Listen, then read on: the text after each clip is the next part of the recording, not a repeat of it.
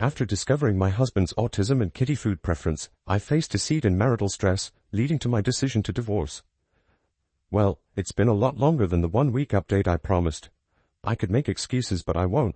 For those of you who don't want to read my original post, I asked for help with my husband's food preference issues, and through talking with many people on here and, ultimately, his mother, it was revealed that he was diagnosed with autism as a child. Some of the comments on my original post were not so kind. I got a lot of accusations that still hurt me. Some just make me angry, particularly the person who commented simply, "Please don't bully him. He's my goddamn husband. Not a schoolyard friend, not a sibling, not a child. Infantilizing him doesn't help his case at all." Moving on. I was very upset as he had never mentioned anything to me. We've discussed all sorts of medical issues together, but his diagnosis never came up. I want to stress this. This isn't a matter of me not wanting to be married to an autistic man.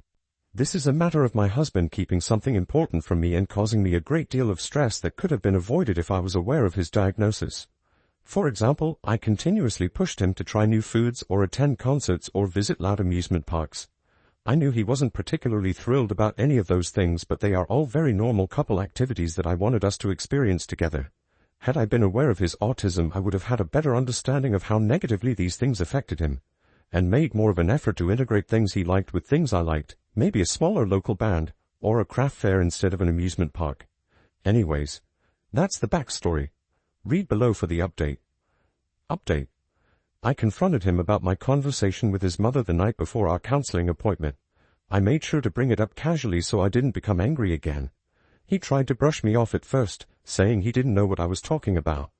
After talking for a bit, he eventually confessed that he not only knew of the diagnosis but deliberately kept it from me. He said I was his dream and he didn't want to do anything to ruin our perfect relationship. I explained how him keeping this from me hurt me. I explained how I could have been there to support him instead of feeling like he needed to hide.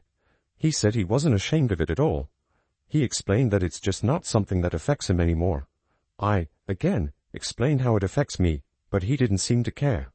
I didn't show him the post I made, but I used some of the advice from you all to try to explain why his autism really does in fact still affect his life. We went to bed upset. The next day he acted like nothing happened. We ate breakfast, he had chicken nuggets, and went about our day. I kept expecting him to bring it up, but he never did. I didn't have the nerve to bring it up again until later at the marriage counselor's office. I spoke to the counselor so as not to seem accusing and explained that this was an issue that bothered me. My husband actually laughed and said he assumed I'd gotten over it by now.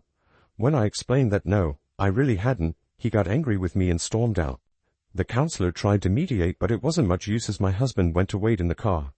I was worried he'd leave without me, so I cut the meeting short. Our ride home was quiet. It wasn't until we got home that I said I was worried he was keeping other things from me too. He said he'd been reading online about how women can't understand autism and therefore he didn't think it was important to tell me about it. I said that was the weakest excuse I'd ever heard.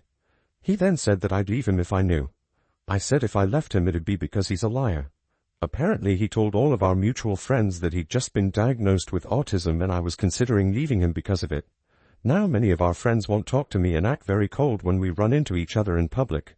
I don't know what else he's told them, but I think he told someone I cheated on him as a fake account has been commenting horrible things about me and my supposed sexual habits on all of my Instagram posts. I keep reporting them, but then it seems like another just pops up in its place. I haven't decided if divorce is the right path. I know he's been browsing incel and other bitter male-centric websites. One of his friends is a self-described incel, so I'm even more convinced that this isn't the man I married. I'm mostly just confused. I've been avoiding him at home and it feels like more of a roommate situation at this point. He doesn't really leave his den until it's time for work, and then he's back in the den until bed. It seems like everything is messed up, just from me wanting to help. I don't even know what to expect at this point, much less how to move on from here. Edit. There are so many more comments than I anticipated. I'm trying to at least read through most of them, although I think I'm past my emotional ability to reply. I'm really shocked at how overwhelmingly supportive people are. Thank you. I'm going to be discussing divorce with a lawyer. I don't know how to bring it up with him, but I'm past the point of caring. You're all right. I dread coming home to him in the evenings. I dread if he will miraculously want to talk. This isn't healthy for either of us. At the very least, some time apart would be good. That's all for now. I don't think I'll update past this as I'm already uncomfortable with how quickly this blew up. But I will be living elsewhere by the end of the month. Now to the next story. Story 2. My wife will not shut up and I'm not sure I can take it that much longer. Is it possible for that to be a reason to leave? I'm not sure if I should have posted this on AITel instead. But here goes. My wife will not shut up. I'm not talking about your usual chatty Kathy. I mean she almost literally will not shut up. She will talk continuously from the moment she knows I'm within earshot. Not just in the same room. I mean as soon as it's reasonable to assume that I can hear her. She will not stop talking until I'm gone, and sometimes not even then. On more than one occasion, I've gone into the bathroom, turned on the loud exhaust fan, taken a leisurely dump and then returned to hear her cheerfully engaged in the same conversation she was enjoying before I went in. She also refuses to use the exhaust fan while she's in the restroom because it would prevent her from being heard. So I get to hear all the bathroom noises on top of whatever Homeric epic about her friend's cousin's girlfriend's hairdresser she's blathering on about. I once drove from Tampa, Florida to Chicago, Illinois with her, before we were married. I'm such an idiot. Without saying more than 10 sentences. She did not stop talking the entire way. The entire way. Television onto a show I like? Pff, that's not a problem. She'll happily turn the volume down so it doesn't get in the way. Having sex? That's the perfect time to tell me about how Olivia Newton-John still has the leather pants she wore in Greece and she, brace yourself, still fits in them. Really? Needless to say, we don't go to the movies. Ever. I've been shushed out of too many theaters. I get it. She grew up in a huge Italian Catholic family in the Bronx. If you don't talk loud and constantly, you don't get to talk at all. I, on the other hand, grew up in a Scandinavian family with 2 children. To this day, I'm not sure we ever had a conversation in our house. I actually often wonder if that's what made me attractive to her. I was taught to politely listen to people and then wait for them to finish before reply. She never finishes, or takes a breath it sometimes seems, so to her I'm paying rapt attention to her no matter how much she talks. That's not true though. Another difference between people of Swedish heritage is that we don't use filler words for acknowledgement. Other than the Minnesota nah, useful on every occasion, we're pretty much silent when we listen to others. No aha or yeah or OMG needed. A nod of the head every 10 minutes or so is all you need to convey your attentiveness. I think it has a lot to do with living in the frigid north. You keep your mouth open as much as my wife does, and your teeth are going to shatter from the cold. To her, that's like being in the room with a dead person. She's always stopping to ask, are you even listening? Or say, you never pay attention to me. Or even quiz me with, what did I just say? I've become an expert at storing the last 2 to 4 words she says and parroting them back at her. She'll be like, blah blah blah. And then she told him she wasn't taking that kind of crap anymore. And I'll go, that kind of crap, as if I had any idea what kind of crap it was or who it was that wouldn't take it anymore. And she'll say, yeah, and think I've been paying attention the whole time. I joke about it a lot, but it's actually getting to the point where it's a problem. Our son is 7 years old, and he has developed a pronounced stutter because she interrupts him constantly. Growing up in her house, if anyone paused even for a millisecond, that was grounds for talking over them. And you talked loud so they didn't finish. My son apparently inherited some of my less staccato speech patterns, and she basically just uses that to interrupt and take over the conversation. It got so bad that he started automatically stopping and restarting words, even when not being interrupted. I didn't know that was considered a stutter until we went to one of those parent-teacher night things, and a teacher listened to wife and then turned to me and said, well, at least now I know why Josh has a stutter. Just like that. She's failed at least one job interview because of this. I know because I lined it up with a business acquaintance myself. He called me up and said sorry, but he just couldn't take being in the same room with her because she wouldn't stop talking. We rarely are invited for a second couple's date. She monopolizes the conversation every time we go out with other people. Who wants more than one dose of that? You're probably wondering, well, have you told her about this? Yes. Many times. Sometimes jokingly. Sometimes with utter seriousness. The reactions vary from anger, talks louder, higher, faster, and uses lots more swear words, to tears. She's the only person I know who can carry on a totally unrelated conversation while sobbing hysterically. The one thing that doesn't happen is her talking any less. I try not to let it get to me. She's a very affectionate woman. Loves me to death. Mother of my child. Pretty as the day we met, prettier even. We still get plenty of alone time. Granted, she won't shut up while we're doing it, but I'm pretty busy so I don't really notice as much. But it does get to me. It's selfish and shows a lack of self-awareness. There's a time and a place for enthusiastic conversation, and they're not always and everywhere. I know the answer to the problem. I have to talk back. In effect, the only thing that possibly could shut her up is for me to do the same thing as she does. I would have to interrupt at the slightest pause. I would have to talk louder, yelling if necessary, when she tries to interrupt me.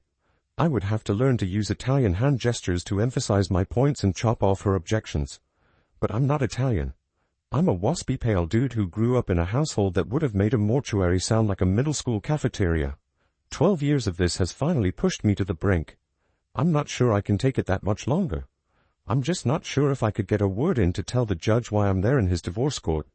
My wife wouldn't let me. TL.dr, wife will not shut up. Is that reasonable grounds for leaving her? Edit, obligatory Reddit. OMG, I had no idea this would blow up. Which is true. I thought maybe a couple of people would just call me an asshole and that would be it. But RIP, inbox. It was nice to know you. So in the interest of not replying to every comment, I will try to address some of the common ones and answer some of the questions I saw popping up multiple times. Also thanks for the, often hilarious, advice. Q1, is this BS? Implied. A1, no, it's all mostly true. I admit to some embellishment for dramatic comedic effect though. The bit about the leather pants is representative, not an actual quote. Not from Sexy Times anyway. She probably mentioned it at some point though. Q2, why didn't you run away screaming before you got married? Sub-question, was OP's wife hot? A2, yes, she is hot, and funny, and vivacious. Also, I really was a Nordic silent bear. Thanks, you/Sarah_Dragonfire, my wife drew me out of my shell. And if I'm brutally honest with myself, when you're young and getting laid on the regular, a lot of things don't seem all that terrible. Damn you penis, this is all your fault. Q3, did your kid really develop a stutter because of this? A3. Medically speaking, I cannot state this with 100% certainty. The cause was never formally diagnosed. However, I watched it happen firsthand. I'm not a qualified speech therapist, but I think it was a reasonable conclusion to draw based on the observations I made. I'd welcome a dissenting opinion from an actual professional though, if only to salve my conscience. Which leads to, Q4. Aren't you really the one responsible for your kid's stutter? After all, you did nothing to stop it. A4, guilty. And I feel utterly like shit about it all the time. For the record, I did bring it up lots of times, even to the point of getting into arguments about it and speaking harshly to my wife when she interrupted my son. But I think by the time I realized it was happening, most of the damage was done. And anything I could do was more expressing my anger about it than actually making an effective change. All the rest of this weirdly long post is just ranting. If there's an actual justification for leaving, this is it, and I'm deathly afraid that she'll get full custody and just make it worse or even irreparable. Q5. Is it because she's, pick one, OCD, insecure, autistic, mentally ill? A5. I don't think so, although I've always sensed an overwhelming need for attention. I see it in her family dynamic, in that all of her many siblings were in constant competition for their parents' attention and affection. Q6. Have you tried counseling? A6. No, probably should have, but I know her well enough that even mentioning it would shatter her. It's bizarre that I can't bring myself to do a lot of things people have suggested, and believe me, I've probably thought of all of them, because they just seem too cruel to me. And yet, I'm seriously considering divorce. I realize the contradiction there. Thank you for watching. If you haven't subscribed yet, please do so and hit the notification bell to stay updated with more shocking real-life stories happening around you.